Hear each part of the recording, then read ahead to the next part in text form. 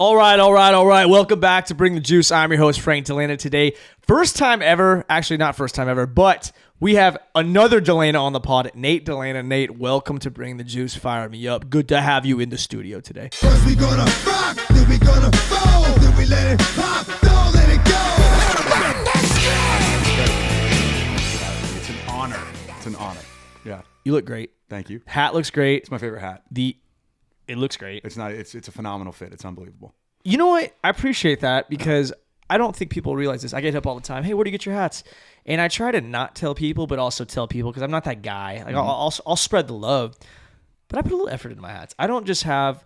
I think people don't realize like I could just have like a Shopify store. Yeah. Where I put a little logo on there, like, oh yeah, order it. It's gonna be $37 and whatever. No, I put love in my hats. Design love. I think people enjoy the fit. It's a certain swagger and style. It's got a gritty style to it. It's a great feel. It's stylish. It's great. It's a great feel. You look good in it. Thank you. I'm I actually, appreciate that. one of the things that I'm trying to do is I think I want to have a calendar shoot for 2024. Ooh. And I want to have like some intense tryouts, maybe a few different versions. Uh-huh. Maybe one called like Grit, one called like Get Your Piss Hot, Yes. and then one just called like Silky Juice or something. Are you theming the month or are you theming the clothes? It seems No, like I want 3 different calendars depending on your mood. Maybe it's a value pack, one for home, one for work, one for like your bathroom, Valentine's Day. gift. Valentine's Day. I love that.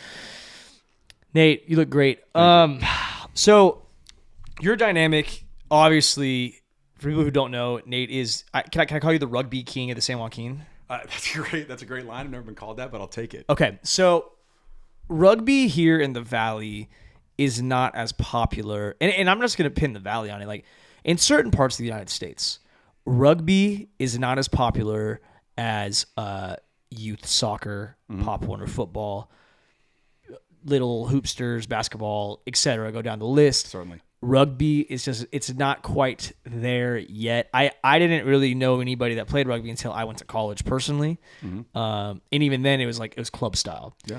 And I know there's a few major schools throughout the country that like rugby is a thing. Living in Utah, the University of Utah, they have a rugby program. I know I have a couple buddies that were part of it.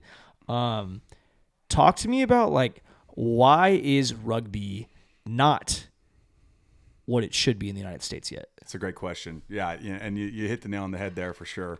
Yeah, I was thinking about it today because I was running some numbers, and I think there's more kids playing soccer in Sacramento than there is kids playing rugby in the United States. Wow. Yeah, it's huge, right? And soccer's just a beast. It's enormous, right? It's probably the biggest youth sport in the country right now, right? And really, right now, currently, rugby's just it's a niche sport. Sure. Right? It's a niche sport. It's not one of your big 4. Right, soccer, basketball, football, baseball. Those are the big 4 in the United States, and it's unique, right? It's unique. A lot of people in our community are not from the United States. A lot of people from our community found rugby later on in their lives, right? You're not playing it, normally. You're not playing it when you're 6, 7, 8, 9, 10 years old. You're playing it when you get into college, right? And a lot of the stories are like me. I went to St. Mary's College in California to play baseball. Didn't make the cut. Needed to do something. They didn't have a football team. And so I was like, okay, I'm going to play rugby. Never played before. Never played before. Yeah. Yeah, never played before. Athlete. Yeah. Well, but you got to do something, right? Yeah, if you're not doing something after school, you're going to get in trouble. So right. I had to do something. I said, okay, I'm going to play. I had to choose between lacrosse or rugby. I chose rugby. Thank God.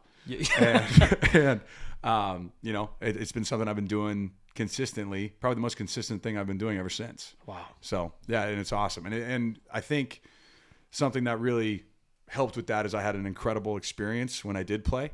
St. Mary's was ranked, we were 3rd in the country at the time. And so not only was I able to play a new sport, learn, I got great coaching. I had great experience. I met phenomenal teammates who were all really good athletes as well. Right. And we got to go on tour and we got to go to Ireland and Italy and do a whole bunch of really cool stuff. And it's badass. Just something that we were able to do. And then, over time, something like that where you have such a positive experience with it, you just keep doing it, And so it really, getting back to your question, it's just introducing more people to the opportunity to play. And the people that want to play are going to have a great time. The people that are doing other things, they're doing other things. I'm not going to blame them for that, right? But just giving, kids, parents, college kids, players, wherever you are in your life, just the opportunity to play, to give it a shot. That's what, that's what's going to do it and get us there. So we're doing our best to introduce it for sure. Is it one of those sports you think that eventually I'm thinking back just to like fourth grade. You'd start school off, you'd be playing probably either soccer, football, or both, something in between. There's baseball season, there's basketball season in there somewhere. I remember playing like volleyball. Oh, yeah. Men's volleyball, boys volleyball. Yeah. I actually loved Libero? it. Loved it. Yeah. Bump set spike, baby. Bump, baby. Let's go.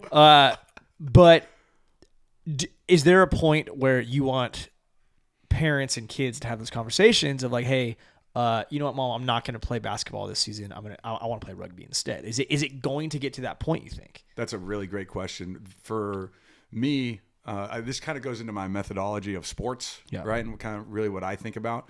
I think when you're between the age of 5 and 12, I think you should be playing as many sports as you possibly can. Could not agree more. Like yes. Multi-sport athlete. There's so many studies out there that prove that the multi-sport athlete is the better athlete, right? And so when it comes to a kid age, or a parent that's trying to get their kids into an activity, right? Our seasonality for the most part is December, January, February for youth. For high school, it's, February, March, April. Yeah. Right. And so for the youth side of it, I think really give it a shot, especially if you're someone that's prone to or enjoys a contact sport, wants to get into contact sports. I think the best thing that rugby does for other sports is it makes you do everything on the field. Right now, again, I was a football player, center, D end, right? I play rugby. I'm running with the ball. I'm making tackles. I have the opportunity to score. Really, I have to do everything that everyone else does. When I was playing football, I only had to do a couple things, right? Block, tackle, right? And so being able to play a cool sport like rugby when you're young gives you the opportunity to move your body in a different way. It holds you accountable to what everyone else has to do on the field. Right. And it really helps, broaden your athletic prowess for other sports as well, because you have to move your body differently, right? It's kind of a combo. Everyone says football with no pads, but I really consider it wrestling, soccer, and basketball slammed together into a sport. Wow. With the occasional big tackle here and there. So do you mentioned and there, you said a lot of good stuff right now. Let's just start with, okay, in the sense of I'm a younger kid and I wasn't allowed to play tackle football until I was in 8th grade because one, I think I was told you'll get burnt out if you start too soon because it is a physical sport and it's a grind of a sport. Certainly. You played baseball and football.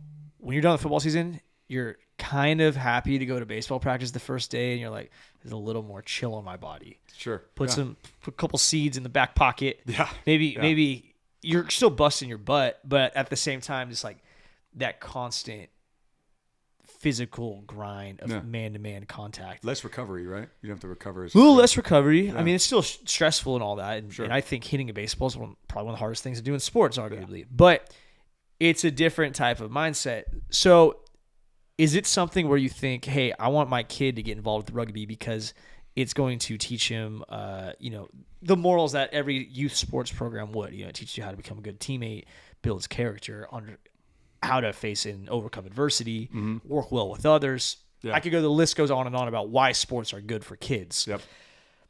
Is there an age that you would put your kids in rugby? Is there an advice there?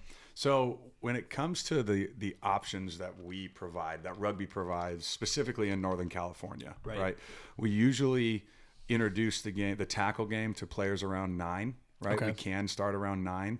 Some decide to go a little earlier than that. That's really a parent's choice, right? And every kid's different. There's a lot of kids that are athletically inclined that could probably hang. There's other kids that need a little bit more time for development. My main concern as a coach for youth is to just ensure that the kids can play safely, right? When it comes to your 30,000 foot view, when should a player start playing some sort of contact sport?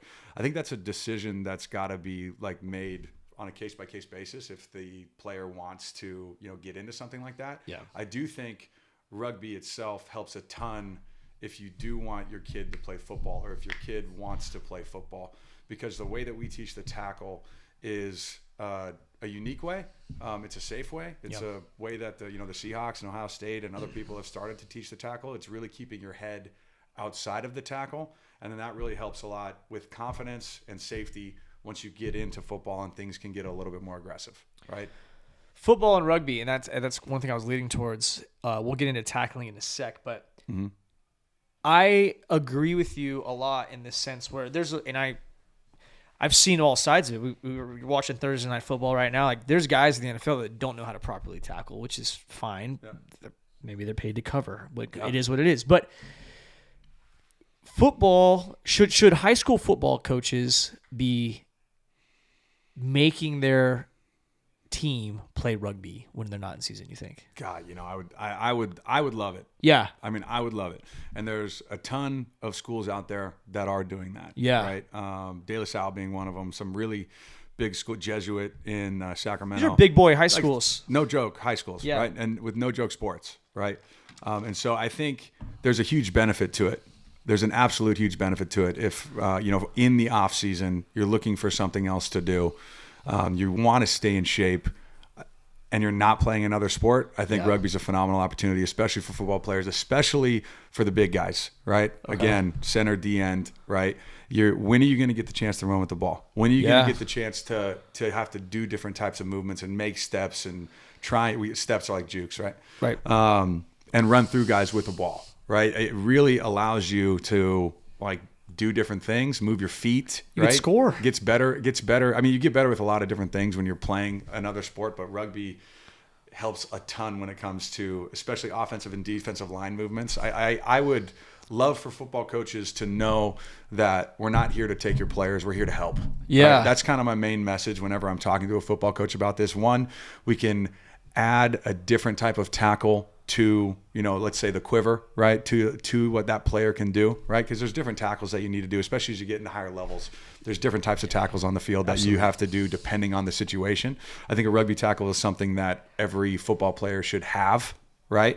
And then secondly, for me, football coaches obviously want control of the guys, and I get that, right? Especially when you get into, high school and stuff like that. I do think that rugby is there as a sport that could help a lot of those players and help those football players and help those football coaches win, all together, because they're doing something that's going to help them become better athletes. Yeah. Do you think that it'll eventually flip to where there's more rugby? I mean, American football is... It's a monster. It's a monster. Yeah, it's enormous. And I think... We mentioned, this is a hot take here, but we mentioned how soccer is one of the big four sports for youth sports. If you were to say the big four sports on a professional level, is soccer in the big four? I don't in America? I mean, with Messi here, maybe now, but I don't think maybe. Right. So we got basketball, we got football, we got baseball. It just makes you think there's enough hockey. Hockey's big. Hockey's in there. Yeah. It makes you think though, will rugby make enough noise to eventually create enough noise equivalents to what the MLS is in the United States? I think that's kind of that's the track, right? It has to be the model. Yeah, it has to be the end goal, right? Yeah. It certainly has to be the end goal. It doesn't necessarily have to be at that football scale. I think there's a lot of things that go into building a fan base, building a culture, and building to that level of sport. Right, when you're talking about those things, right?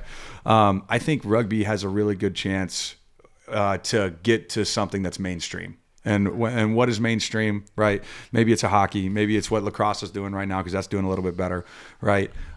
Getting up into that upper echelon of football and baseball and basketball will take a really big cultural shift, like a cultural shift that you see in Europe, right? Or Australia or New Zealand. It really becomes a part of the DNA of a city, a country, right?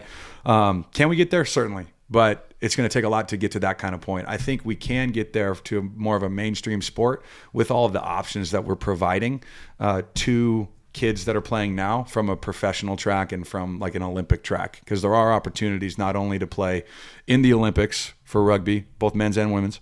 There's also tracks for professional rugby in the United States with Major League Rugby and then Premier Rugby Sevens as well. So I think we can get to mainstream, and I think after we get to mainstream, the scale that we get to is something that's going to depend on what kind of cultural view rugby has on the United States. Well, just like anything, it comes down to dollar signs also. Certainly. So, one of the reasons I think soccer in the United States it doesn't fill stadiums up. The Seattle Sounders. Whatever the hell. Yeah, Seattle Sounders versus the San Jose Earthquakes is not going to fill a stadium up the same way the 49ers and the Raiders are. It just isn't. And that's a culture thing. Yeah. But I do feel that the American people, like, we like contact. Mm-hmm. I think we enjoy points. Yeah. Offense. We Score. enjoy offense. And I think the average soccer fan, I played soccer for a long time. I could watch a game and see a run and see an angle and, like, I understand it. My dad watched me play for 20 years, right? Yeah. He just knows either I scored a goal that game or I didn't. Yeah. And I think that's a bulk of our United States country that didn't play soccer past 7th grade. Yeah, and they see in Europe it's the beautiful game, right? They're seeing things that are Exactly. tactical, right? Right. And there's things within a game that people that have a pretty, like, detailed understanding of it, Yes. can, like, appreciate, Yes. right? And you kind of get that with baseball too, right? Yeah. There's things in Absolutely. baseball that there's things in baseball. There's moments, there's times, there's situations where someone who's played a long time can understand what's going on, while someone who hasn't played might not catch, Right. And so I think it very similar from a rugby standpoint, right? Like you have to kind of understand the game, and you have to play the game and really watch the game to, like, kind of know what's going on and stuff. But yeah, the culture. I mean, it's just tough to get to football level. I don't don't want to say it's impossible. It's pretty not sustainable right now. It's a big ass goal. It's a big ask, right? Yeah, and you're trying to figure out, really, for when it comes to football, like, it is a religion. It is a People are crazy. Yeah, I mean, it's a part of people's lives. Yeah. It's not just like it's not a game. No, it's your life. Which you know what, dude? Like, if you're able to get that much fandom and have that much buy-in for a product, man, Sure. like, that's awesome. That's what you're shooting for. Yeah. Right. I think rugby could get there. It's just going to take a lot. It's going to take a lot of education from people like me, from other stakeholders in the community, and then obviously from the sports standpoint, it's going to have to be a sport that from the American audience would like. And I think sevens has an opportunity for that too. I think 15s is good, but I think sevens has a pretty good chance, because that's the Olympic version of rugby that could probably get there. Can you explain to our viewers the difference between 7s and 15s? Sure. Yeah, absolutely. So 15's rugby. It's called rugby union. Okay. Rugby union is the game that you see in Europe.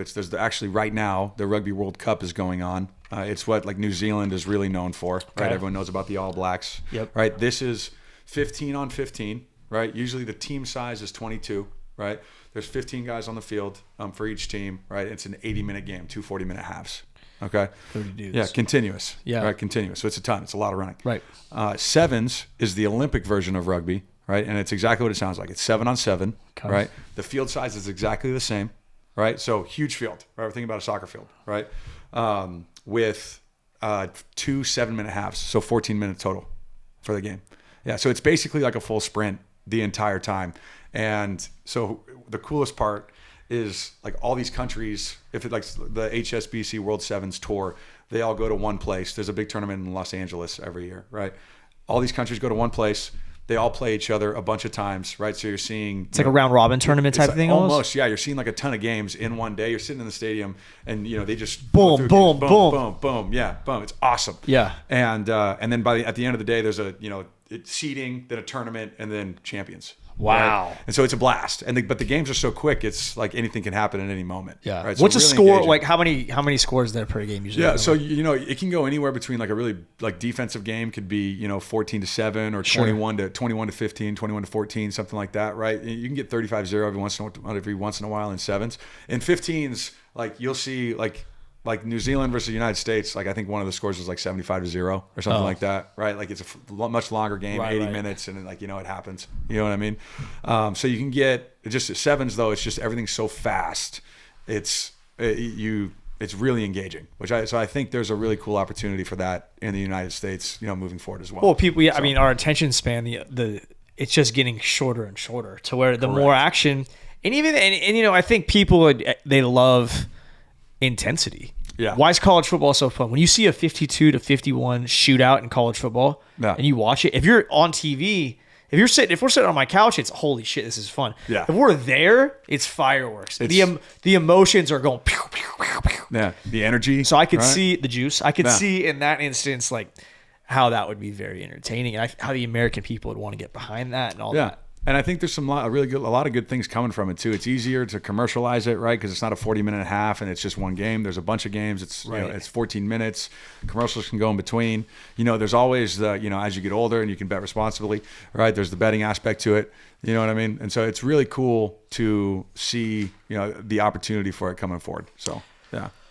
Well, I'm not sure if rugby is getting broadcasted yet on Prize Picks, but our friends at Prize Picks, they are elite, to say the least. Prize Picks is the most fun I've had, winning up to 25 times on money this football season. Football's on right now. I don't know if rugby's on yet, but hopefully Prize Picks offers rugby for me to put some entries on. But you just select 2 or more players, pick more or less on their projected stats, and place your entry. We have a couple more or less entries right now going on, and it's intense. I'll tell you what, I'm sweating a little bit.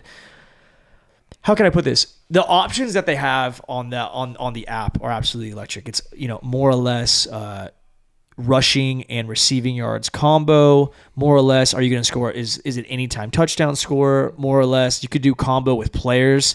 I could take a running back from one team and a receiver on the other team and see what their combined yards will be. More or less, it's very intense. It's dynamic, and you're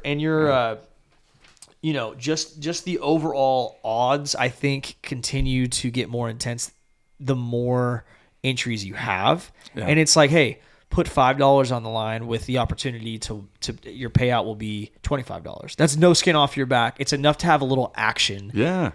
And I think it's intense. It's also a great way, talking about rugby right now, a great way to make it to where I'm more engaged in learning players, having a little bit more skin in the game. Hey, this team right here has 2 guys that they're putting up points. Makes you want to watch, right? Makes you want to watch. Yeah, it's like daily fantasy. You'd be able to do a whole bunch of stuff. It's awesome. It's like Korean baseball. It's like, gotta love it, man. It's like marble racing. Man. Yeah, but gotta love it.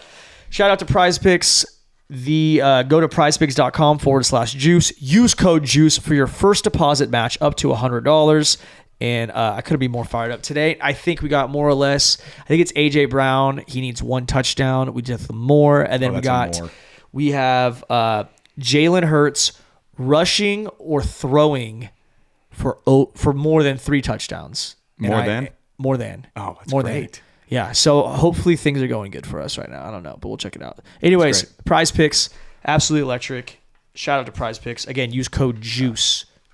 Hopefully rugby's on there soon. I'm a more guy on that. Yeah, life's too short to go less. So this is actually something I do not bet less. I don't bet like unders, and I don't bet less. Yeah.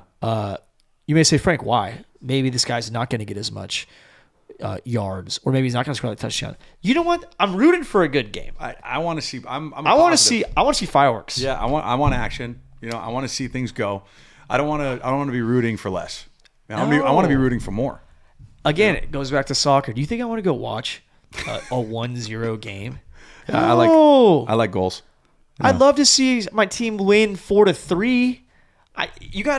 It's all about the roller coaster of emotions, and I think that's why football gets so much love. Mm-hmm. Plays with your emotions like a fiddle, fiddle. Basketball, a couple 3-pointers in a row, a couple big dunks. Live basketball. College phenomenal. basketball, maybe a cold one. Yeah. Kidding me? Live basketball. But it takes a lot. Playoff basketball is very entertaining. Playoff basketball is Steph awesome. Curry being on one with Klay Thompson in playoff basketball is very entertaining. That's next level. Like when he gets going, and when it's like he's just throwing things up. It's unbelievable. It is a special thing. It's unbelievable. Yeah. I'm big on it. I think rugby's got a real future here. I think, comparing it to football, I think it goes hand in hand, and you stated that and you kind of said your piece on that, and I agree. I think it's something where if I was in high school right now, and in our high school had a rugby team, and I didn't have a sport to play, why not? You've been awesome. I've been told by my buddies that have played rugby at a high level and are like, you'd be really good at rugby. The Dalena, that's you guys. All 3 of you would be Mac would be really good. Filthy. Because the beauty of it, and here's the other beauty of the game. Doesn't matter how big, doesn't matter how small you are, doesn't matter how fast, doesn't matter how slow. Right? There's a spot for you on the field for sure. And again, remember, everyone's got to do the same thing. Everyone's got to run with the ball. Everyone's got to tackle. Everyone's got to do everything that everyone else has to do. But the positions that you have specific, needs and roles that you have to do as well. Right. But still, everyone has to pass. But for instance, for you, with your speed and your stature, you could easily play wing. You could easily play fullback. You can easily play scrum half without a doubt. I think with the mouth you got too, I think you'd play scrum half for sure. Scrum half for sure, because the 9, it's the numbers. The number 9, that's the scrum half position. They're the ones always talking to the ref. They're the ones John a little bit. They're chirp. Yeah, they're chirp city. So I'm telling you, the Dalena crew, that whole side would have had it could be a lot of fun. Certainly. It's not too late. There's men's teams. I just played in a tournament last weekend. It was a great time. Yeah. So is the intensity level now the same as it was like when you were at St. Mary's though? I think now you have different goals, for me, at least where I'm at with it. Yeah. Right. It's more like you get out there, you have fun, you're running around, you make some tackles, you do some runs, right? It's a good time. There are a lot of fights? No. There's that mutual respect I've heard. Yeah, it's really the mutual respect thing, right? The game's really physical, and the culture part of the sport, I really think is unmatched. There's a lot that can go into it. I could talk forever about the culture of this thing, but really the whole, around it, you play for 80 minutes or 14 minutes, whatever you're doing, right? If you're playing for 14 minutes, you're playing at least 3 or 4 games in a day. Oh, cool. So you're playing multiple games. But then after the game, you go out with the team, right? The home team or the host team usually hosts you, right? For, meals and beverages, right? When we were on tour in Ireland, we went to Trinity, played there. And then they took us into their clubhouse that's right next to the field, and we had a meal and beverages, and they took us out that night. I mean, it's just an unbelievable experience. It's crazy. There's not how many other sports you're taking the other team out after the game. Yeah, and that's the thing. They're hosting you. You want them to have a great time. You want to show them what you're all about. It was always embracing the culture, right? Wow. Embracing the culture of where you're at, and that happens across the country all the time in any rugby club in the United States, and actually really in the world. And a lot of the kids that I talk to, especially in our high school programs when they're graduating, I always tell the seniors when they, if they go to college, if they want to play or not, right? If you ever find yourself in a position where you need a group, right? You need a job, you need a community. All you have to do is find your local rugby club wherever you're at, and you immediately have a group of people. You immediately have a purpose. You immediately have work, because everyone there has jobs, right? And they can find you jobs. And I don't really know where else you can find that, to be honest with you. Any other sport, at least, right? There's other communities that you can find that stuff in. But, when it comes to a sport, if you're willing to strap on the boots and get going, you're going to get a lot, in this game. And there's a lot of support with it, too, behind it. So it's pretty cool. Yeah, it's fun. I've heard some cool stories, man. I've heard some cool stories. We'll leave it at that. But I don't know another sport. I don't know another athletic community that treats you like that. I mean, you just go down the horn. Certainly not basketball. Football's it's war, but at the same time, like once you're done, like it's not like that. Yeah. Soccer, no. Maybe hockey has ish. Hockey you could probably say there's some remnants of it. Yeah, but there. It's not like the culture though. Yeah, that's like you being a good guy. It's not like it's not the culture. It's different between being a good guy and then like, hey, this is what we're doing after the game too. Like think about this, right? So after every game that New Zealand plays in, right, they're always their locker room doors open. Right. And so they invite the other teams into the locker room immediately after the game's done. Right. Then they've got, they've got everything they need in there. Right. And they talk about the game and they're there. And I mean, you don't have that. Right. Could you imagine a football team coming to another football team's locker room after a game? Like, I mean, I wouldn't have been able to do it when I was playing football. That's for sure. In college football, you practice against offense plays defense in college football. And like, there's beef in the locker room. Yeah, just in the locker room. That's how it goes. Yeah. And so, it's something I think is understood, and it's part of the culture, and it's something that the respect part of it is something that we really, from youth all the way up to, the national teams that are playing now, it has it everywhere. So, and even when when our youth teams are traveling to the Bay, like they always host us and everything too. So, and they, they're providing food for the kids after games and everything. It's awesome. So a lot of them have become my really good friends too. So I can't speak highly enough about it. What a community. That's also inspiring though too. I mean, it's something like I'd want my kid to be a part of type thing. Certainly. Yeah, certainly. Before we continue, got to have a quick shout out to our friends at American Pistachio Growers, APG. If you want to perform like the pros, eat your pistachios, eat those nuts, kids. Nate, do you think that eating pistachios and their source of protein and benefits of antioxidants, etc., is beneficial towards success in rugby players at all? 100%. Yeah. We talk about it in our program youth empowerment system all the time. Wow. Yeah, you got it. Yeah, it's snack, especially from a snack standpoint. It's beautiful. Yeah. So I love it. Well, Trying we to keep everyone away from that refined sugar, man. It's brutal. We got to get. We might have to get you guys a little pistachio plug, couple 100 pounds or something like that. I'm in. Yeah, we're in. So what would you say playing both football and rugby? And we could go all sports even. I don't want to bring. There's always like the boxing debate, the wrestling debate. Like they're their own category. But Combat. football and rugby go hand in hand. What would you say is more physical? So I'd always say this, right? There's so much more velocity in football. There's so much more velocity. Giant hits. It's not even close. Yeah. Right. It's start stop full sprints. You're getting to max effort a lot more times throughout however long your game is. Right. Because it's just plays are full sprints, 100% go. Right.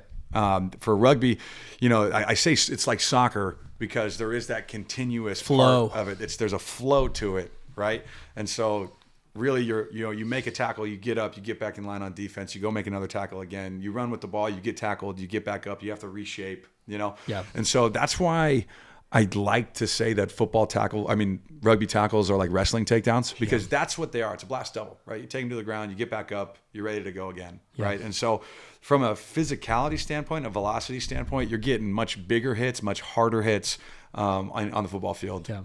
No doubt about it. And on the rugby field, there's more hits, there's more contact, opportunities with the tackles in the contact area because it's an 80-minute game and it's flowy, right? But there's not as much velocity, so you're not going to get as big of an impact, right? Now, you can get big impacts. Yeah. Certainly, right? But it's just much more rare. What would you say is more dangerous then between the two? You always talk about contact sports as being dangerous. I think, and everyone looks at it and like, hey, like what's the danger of that? And I would say that any sports are going to be dangerous, right? Any sport's going to be dangerous. Every sport's you're going to get hurt in any sport that you're going to play. Like there's always a risk for that. The most dangerous sports are the ones that don't have the coaches that are teaching techniques that aren't mitigating the risks for it, right? Especially on the physical side. So if you're playing a sport and you're not getting taught proper techniques when it comes to contact areas, then you're at a bigger risk of danger, right? But if you're in a sport and you're on a team or you're getting coached by coaches that understand how to do things, you're at less of a risk of danger, right? Now in contact sports, there's always going to be a bit more opportunity, right? But that's why it's the responsibility of coaches to teach the proper things, especially at the youth level, right? And so that's why it's really important for, everyone on my team, all of my coaches that we have to make sure that they're teaching the right things so that you are mitigating the risks when you're on the field. Obviously, when you refer to all this, there's strategy on how to be successful on the field, but there's certain things, and when you get the ball in your hands, like you said that you called them steps. It's hard to teach a juke and a step. Like that's some backyard bullshit, man. It's let's get wiggly with it. Yes. Yeah. And the more you get the ball in your hands, you learn angles, you learn velocity. Yeah. You learn, I've, as a guy who's done it, like you learn eye contact, you learn what to head, hip. Yeah. Maybe these guys look at the hip and I'm twisting left thinking you're going this way. I'm olaying you, buddy. Yeah. Or eyes. Oh, my eyes are getting big to the right. Skirt. Other side. Like, it's hard to teach that. I don't think even in any sport they can teach. Soccer, it's hard to do that. Basketball, you're driving the lane. Like, there's just things you watch your idols, I think, and you kind of just figure it out. It's the game within the game. You kind of just trial and error. Like, you can't teach. Like, I know dudes who could catch a ball and they just had to run in a straight line. Like, they had no start, stop, wiggle, no shake, feint. I know dudes though too that they couldn't catch the ball, or maybe they couldn't hold on to the ball. Yeah. But they will juke you out in a phone booth, man. Yeah, crazy. And I think that comes with experience and confidence, right? And now, as you get higher levels, right? There's more people, the talent. Right. They're not falling for that BS as much. Yeah, there's talent, right? And there's things that you're just born to do. Right. And some people just have those gifts, right? Yeah.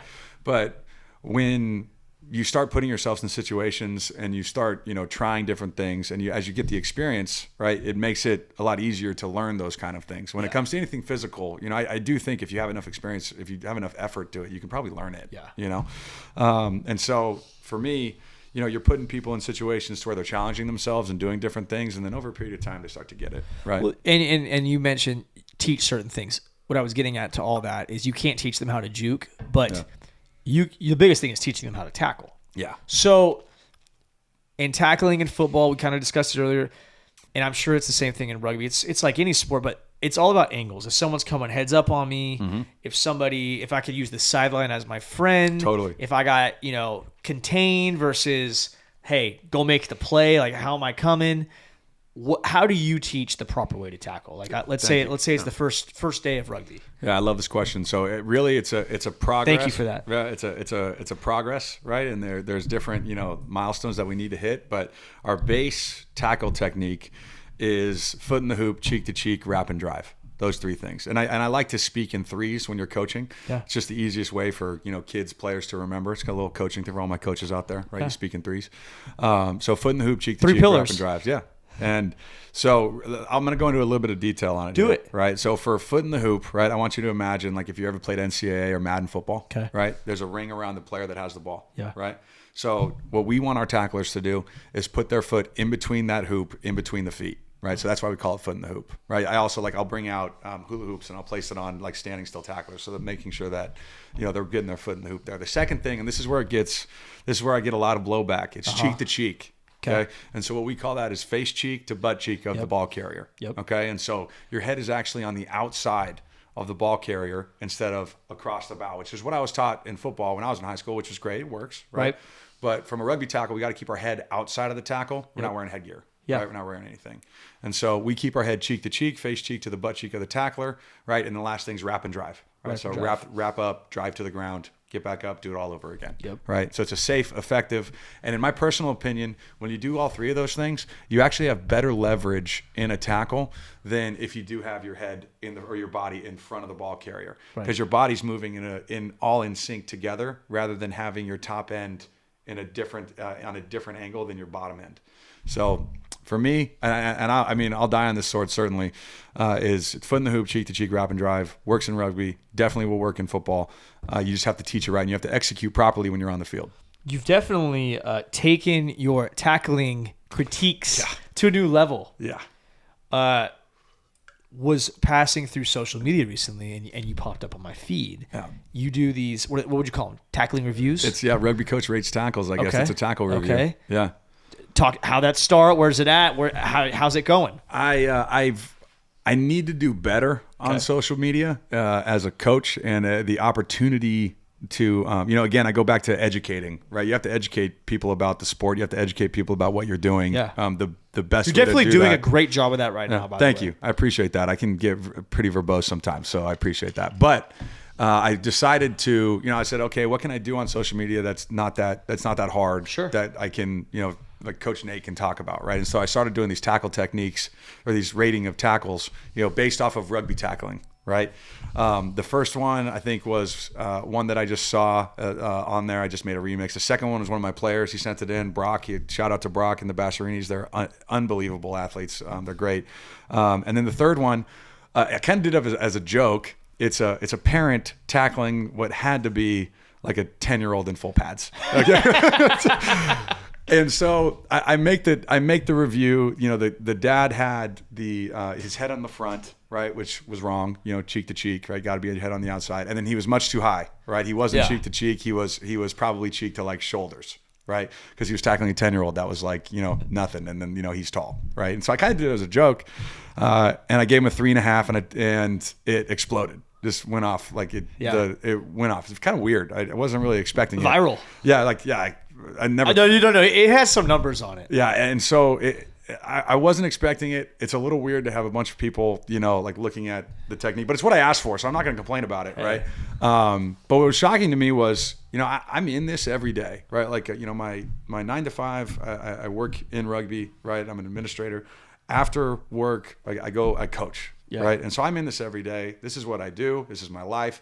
And so I see these techniques, and I'm coaching these techniques. And so I think, like this is just normal. Everyone knows this, right? But then when you really think about it, it's not well known at all. And so it's new. Yeah, it's brand new. Even though the Seahawks, though the Seahawks started teaching this exact technique in, I think it was 2014, right? That's Legion of Boom time, by the way. I just want to point out, Fresno State's taught this technique. Thank you. Thank God. Thank you, Fresno State. They actually called it they call it the hawk roll for a period of time. Yeah. And so the only thing I disagree with on the hawk tackle is the roll. I don't like the roll. I like the wrap and drive. I think it's more effective. But for rugby, like we have to drive and then get back up. Right? I get it. And there's still things going. In football, you're trying to get a guy to the ground so I can. Well, the head placement is dead on. But the head placement's exactly the same. Yes, correct. They were taught that at Fresno State. And so I'm getting just blown up in the comments of these things from people that just don't know the technique, and I can't blame them. Play high school football. They've never learned. Yeah, because they've never learned, and I don't know if I would have ever learned this technique if I didn't play rugby in college. Sure. Right. And so,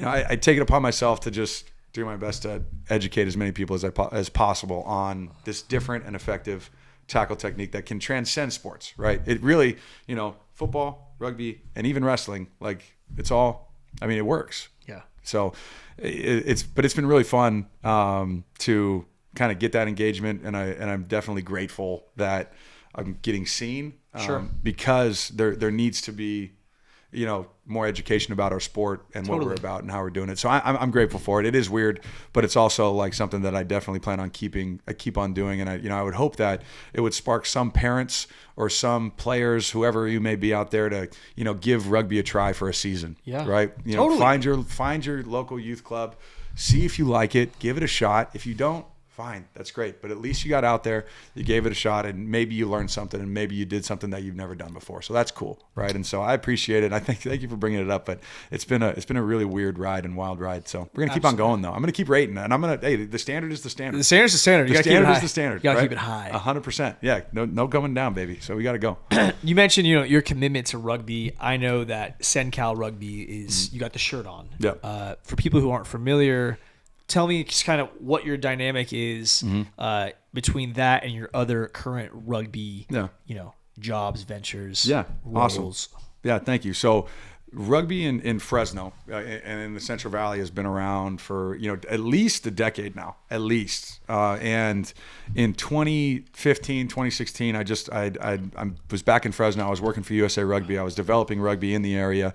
We were implementing flag rugby programs in like Fresno Unified, Clovis Unified Recreation, and then, a lot of the other school districts around, Madera Unified, Tulare as well. And we had 5 high schools that are also playing at the time. And so I was developing youth rugby. I was administering the 5 high schools that are also in Fresno. We have 4 now as well, and then 1 in Bakersfield. So we're still at 5. And then I started my own youth program. Right. This was in 2015, 2016. Okay. And then over a period of time, as I've been managing it, I started meeting more people in Rugby NorCal, which is the state governing body for rugby in Northern California. Okay, and so over a period of time, I got to know a lot of the guys there, built some great relationships with the teams in the Bay Area and Sacramento. It's the hotbed of rugby in the United States, without a doubt. It's the best place to play, in my opinion. Really? I'm biased, without a doubt. It's the best place to play in the United States, from youth all the way up to college and professionally, hopefully soon. And so, really, over last year, they wanted me to become the executive director of Rugby NorCal. And just kind of take it and kind of run the whole, CIRO. They're called State Youth Rugby Organizations.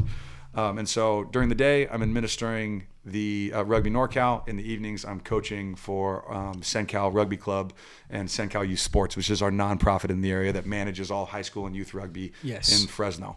So in Fresno County, I would say, and including Kern, Bakersfield as well. What's the vision then? What's the vision? What's the goal?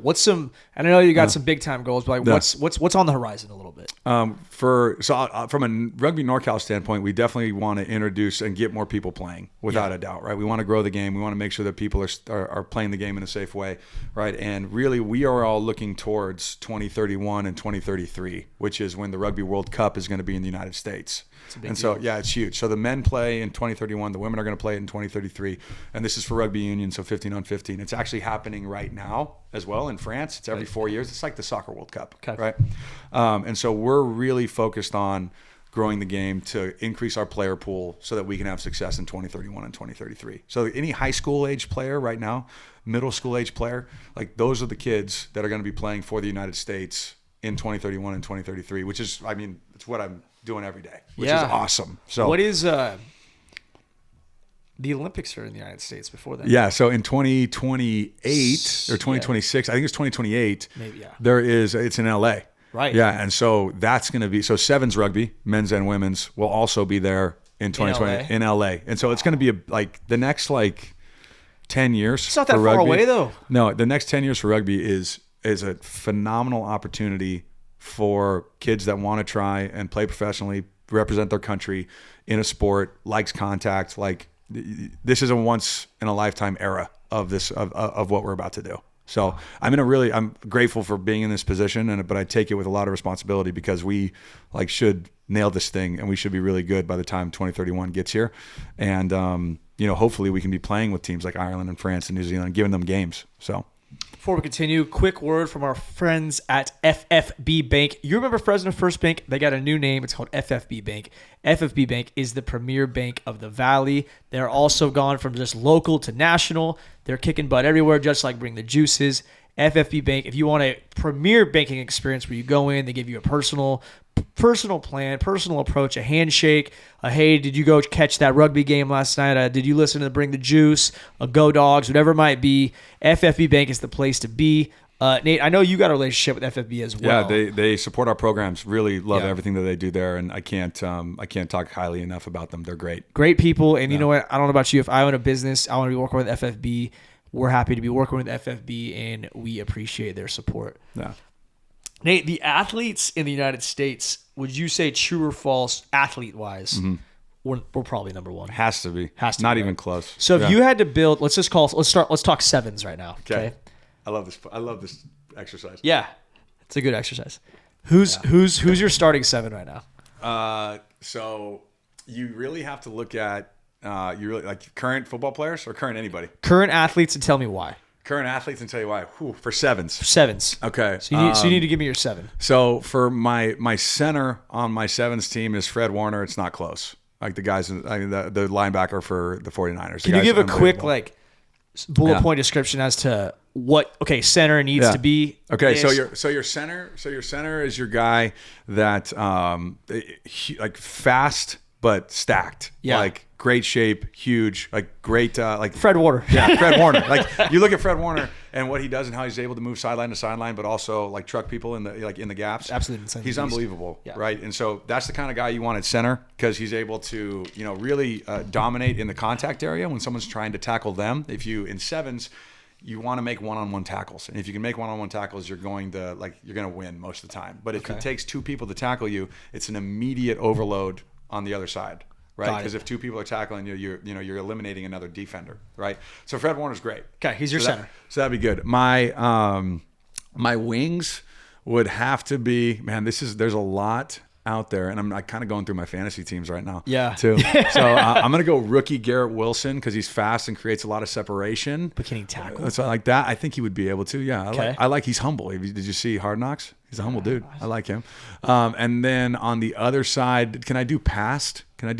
Yeah. It don't have to be current players. It can be past players too. Man, this opens up a whole time. I mean, I don't know if you're gonna go you can't say Jerry Rice. No, I'm not gonna say Jerry. I won't say Jerry.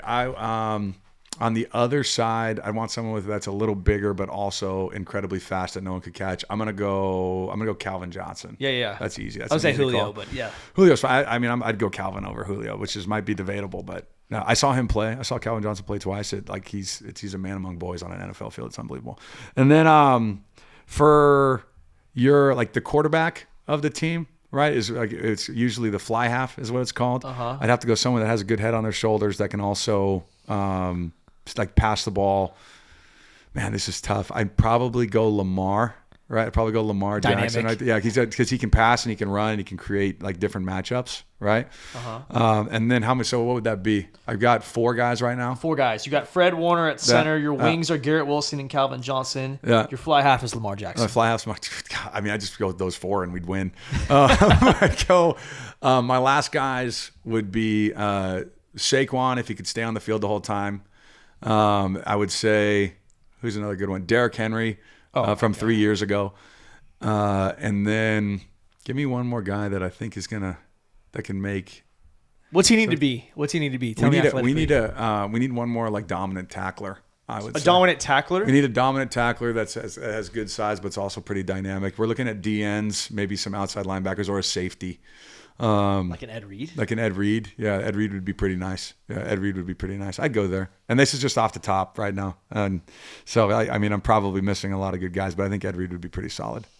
So Okay, so you take those guys. We got those 7, right? yeah, And let's just say we go, guys. yeah, Hey, let's go win an Olympic gold medal. yeah. All right. How long do you think it would take to get them ready to roll? Ready to go? Yeah. Because athletically, they're gonna have it. They would need. Athletically, they'd have it. You're right, and they would need probably like if we could practice. Yeah. 2 times, like 2 hours a day for a month. Maybe I'd say 2 hours a day on like skills, right, for a month, and then I'd say another 2 hours a day on tactics, right, and then let's have them play in 4 tournaments. So give them 6 months overall, and I think honestly they'd be able to just overpower everybody. Yeah, because you don't see that kind of size and speed and shape in 7s. It's usually like there was a lot of like Carlin Isles. Okay, Carlin Isles was a Olympic track and field guy. Ran a 10-second 100. He started playing 7s. He immediately he was the fastest guy on the rugby field. Could not be stopped. Perry Baker, I think, played for the Eagles and as a wide receiver. Right, didn't make it, and then came over, and I think he's the most capped and has scored the most tries in USA 7's history. Wow. Right, so we're talking guys that phenomenal athletes, period. Yeah. But not can't cut it on like professional football or on the elite track and field. So like they came over and they're like Studs. light years ahead. Yeah. Right, light years ahead, and so I think you give someone 6 months and we would be incredibly competitive. I just think how much hype would that bring to the United States? It's Obvious. Okay, what's the biggest? Why would they not do it? yeah. If you get hurt and they lose, money in their contract, essentially. Honestly, if you get like, obviously for those guys, right, because they're making millions, but like you get guys like out of college, instead of going to like bobsled, you like come and play rugby. You know what I mean? It'd be really good. Shots fired immediately. No, I think it's a really good opportunity, right? And again, like you can have a long career in it, and you can have a long career in it. Well, I was saying, I don't know if these guys. I just think you get the right person in charge to be like, hey, guys, we're gonna go play rugby. Yeah, it'd be so entertaining. It'd be a dream. Oh my gosh, It'd it'd be be a dream. entertaining. It'd be a dream. I think you should pioneer it, man. It'd be a dream. It would be much harder in 15s to do it because there's a lot more condensed. But in 7s, like it's really just athlete on athlete with some tactics. Yeah. And I don't think you can. It fires me up. That fired me up. It's fun. I mean, it's a blast. Honestly, honestly, I still think today you'd be phenomenal on the field. I you should highly consider it. Go play rugby with me tomorrow. Yeah, just come play. I'll consider it. Nate, before I wrap it up, anything you want to say to bring the juice real quick? No, I appreciate everyone's support. I really appreciate the Juice Foundation, and I appreciate what you're doing as well. I think you're a beacon for it, for positivity in the community, man. Good vibes. Good so vibes. Thank you for what you're doing, man. It's really motivated me to expand my horizons as well. So great stuff. And for everyone out there that is considering or looking for something else to do, January, February, March. Yeah. If you're, under 10, under 12 middle school, or February, March, April, if you're in high school, maybe try giving rugby a shot. I think it could really help you out in a lot of things. So I'm sold. Love it. Fire me up. Be sure to check out Nate and all of his reviews. Check out SenCal Rugby. Any information, we'll be sure to tag Nate in all this. Subscribe, unsubscribe, resubscribe to Bring the Juice. Buy the merch. New shirts. God, they're swaggy. God, Get a hat. At least. Get a hat. Find some stuff. It's get a phenomenal headband. fit. You get a whole fit for Bring the Juice now these days. Please do it. Support the brand. We love you. We support you. You support us. Iron sharpens iron. Fire me up. Get your piss hot and bring the juice, baby.